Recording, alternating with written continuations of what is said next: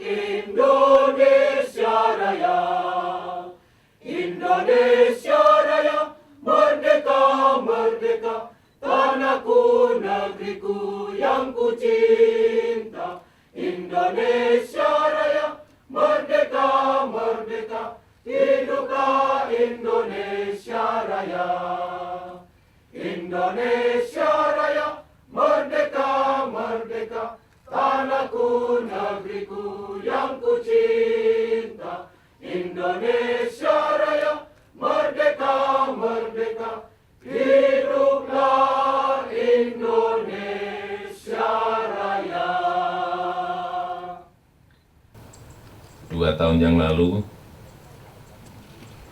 bulan Desember, saat saya ke Mota Ain, saya ingat betul bangunan pos lintas perbatasan yang ada di sini, kalau dibandingkan dengan pos lintas yang ada di negara sebelah,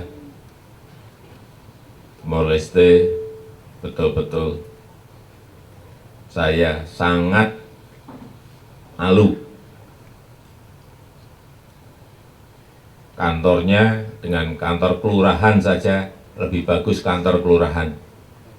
Saya masuk di dalamnya, meja kursinya juga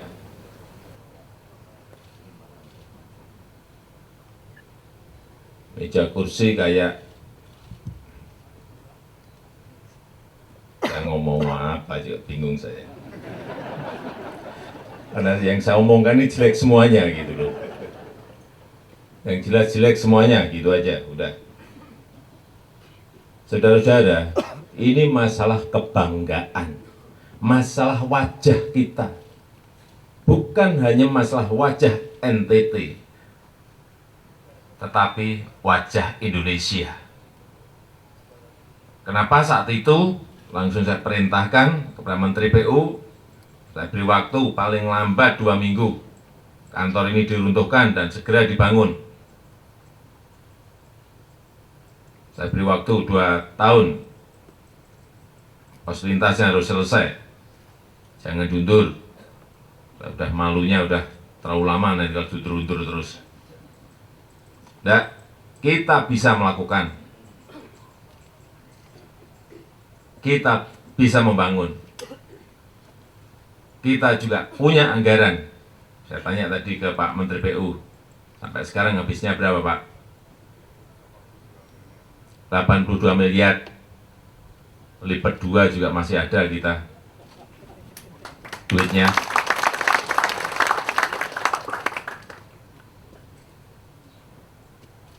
Sama waktu saya ke Intikong, keadaannya juga sama.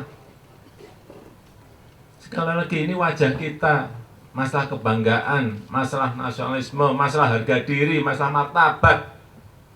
Kita sebagai bangsa yang besar, kita lupa hal-hal seperti itu. Buat saya tidak. Kalau kita nggak punya anggaran, kalau kita nggak punya duit, nggak apa-apa. Kita punya. Kalau hanya membangun 100-200 miliar punya. Perintah saya saat itu ke Menteri PU jelas, singkat. Saya minta lebih baik dari yang di sana. Itu aja perintah saya. Saya minta lebih baik dari yang di sana. Yang di Intikong juga sama. Saya minta lebih baik dari yang di sana. Tapi setelah jadi terlalu baik sekali sekarang. Yang terakhir, saya minta karena sudah fisiknya bagus, kantornya bagus, saya minta seluruh pimpinan dan karyawan, baik imigrasi, bea cukai, karantina, dan tugas-tugas yang lain, aparat-aparat yang lain, betul-betul layanilah rakyat dengan baik, siapapun yang melintas di sini dengan baik, karena ini ada wajah kita, wajah Indonesia. Jangan sampai lagi ada pungli.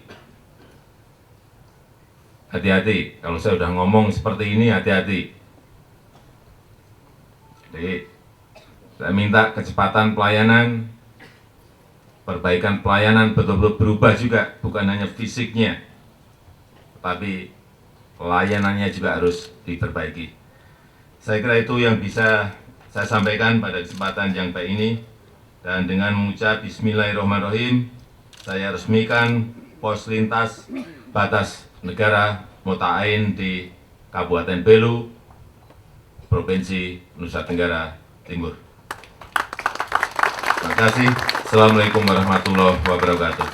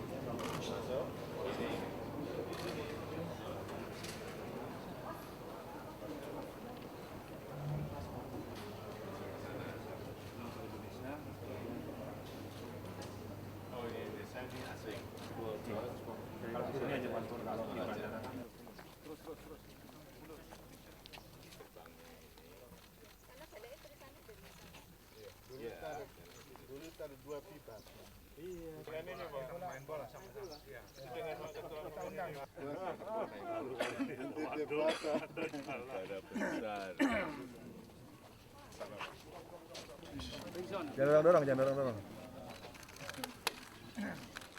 2 tahun yang lalu semua ikut ke sini ya baru melihat betapa perbedaannya betul-betul sangat jauh sekali.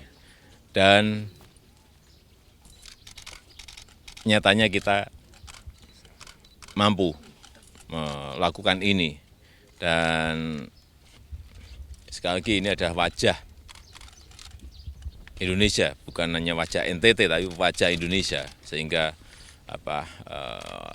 tahapan pertama ini kita selesaikan, terutama untuk pos lintasnya. Kemudian 2017 kita akan konsentrasi ke urusan pengembangan ekonominya. Nanti akan dibangun pasar tradisional di sini yang nanti rakyat bisa berjualan sehingga menjadi pusat pertumbuhan ekonomi baru di NTT.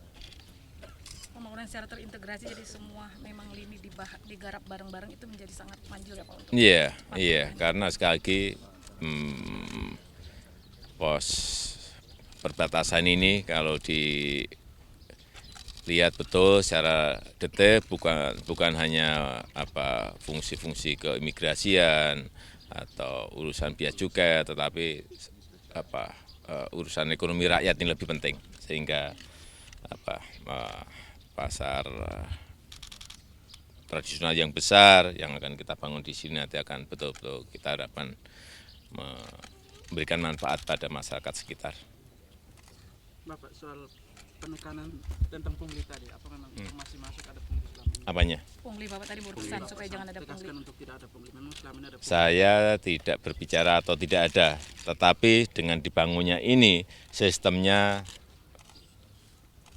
baik, meja-mejanya baik, fasilitasnya baik, pelayanannya harus juga diberikan yang terbaik.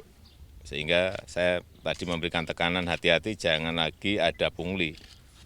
Karena saya dengar. Pak, kembali ke urusan ekonomi tadi, dalam 2 tahun terakhir Bapak melihat evaluasi pembangunan seluruh infrastruktur di perbatasan, terlihat betul ya Pak perubahan ekonominya? Ya kita lihat sekarang kayak infrastruktur jalan saja yang dulu berapa meter sih, sekarang sudah gedenya seperti itu. Tapi ini kalau tidak diikuti dengan injeksi-injeksi yang berupa